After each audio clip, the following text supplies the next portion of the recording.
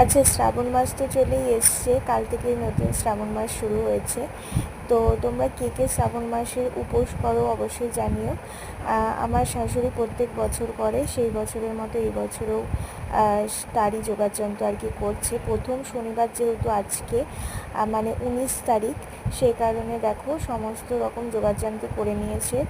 আর উনি উপোস থাকে প্রথম শনিবারটা, আর প্রথম সোমবারটা উপোস থাকে, আর লাস্টের দুটোতে থাকে। আর মাঝখানেরগুলোতে উনি এমনি নিরামিষ খেয়ে মোটামুটি ঘরেই পুজো দেয়। আর দেখো কথা বলতে বলতে কী সুন্দর করে সিংড়িটা গুছিয়ে নিয়েছে না? বেশ দেখতেও ভালো লাগছে, খুব সুন্দর করে সাজিয়ে নিচ্ছে।